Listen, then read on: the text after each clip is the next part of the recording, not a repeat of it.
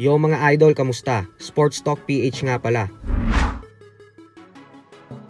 Ang hamon ni Turman, pag-usapan natin yan mga idol. Ngunit bago ang lahat ay huwag kakalimutang mag-subscribe at i-click ang notification bell button for more sports talk. So matapos nga po ng naging laban ng former Unified WBC and WBA Welterweight World Champion Kit One-Time Turman kagabi, kung saan tinalo niya via third round knockout ang Australian knockout artist na si Brock Jarvis, ay talagang napahanga po ng gusto kay Turman ang napakadaming fans. Ito po ay dahil hindi pa din nawawala ang kanyang lakas sa kabila ng mahigit 3 taon niyang hindi pagsampa sa ibabaw ng lona. Bukod dyan ay maliwanag na din sa lahat na dala-dala pa din ni Turman ang bagsik ng kanyang kamao sa 154-pound junior middleweight division. Para po kasi sa mga hindi nakakaalam ay ito po ang kauna-unahang laban niya sa nasabing dibisyon, pero hindi man lang nawala yung knockout power niya. Subalit agaw eksena din nga po ang ginawang paghahamon ni Turman sa former WBO Junior Middleweight World Champion Team Tszyu na siya namang nanood ng live sa loob ng venue. Pagkatapos po kasi ng laban ay agad sinabi ni Turman na gusto niya daw sunod na makasagupa si Team Tszyu. Pero bago ang lahat ng yan ay kailangan po muna ni Tszyu manalo sa susunod na buwan kontra kay Joseph Spencer. At pag naging matagumpay si Tszyu ay posibleng ganapin ang kanilang sagupaan ni Turman sa buwan ng Setyembre ngayong taon.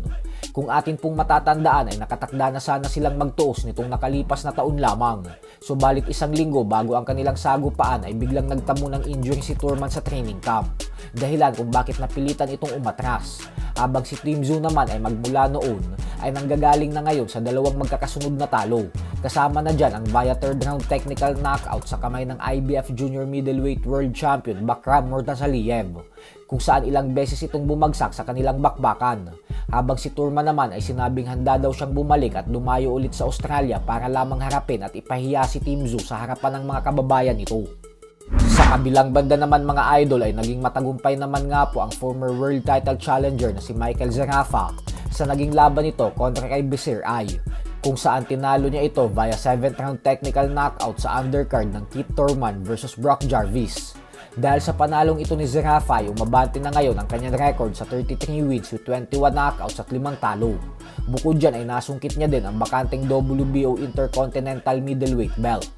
Kung atin pong matatandaan ay nagsilbing head trainer ni Zerafa ang ating pambato na si Pinoy boxing legend former 4 Division World Champion Nonito Donaire Jr. nitong nakalipas na taon lamang, kung saan sumabak si Zerafa sa isang world title fight kontra sa current WBA Middleweight World Champion Erislandri Lara. Subalit sa kasamaang palad po ay natalo ito via second round knockout. Pero ganun pa man nga po ay ang mahalaga sa ngayon ay nakabawi na siya at nakakuha pa ng isang napaka-impresibong panalo via knockout.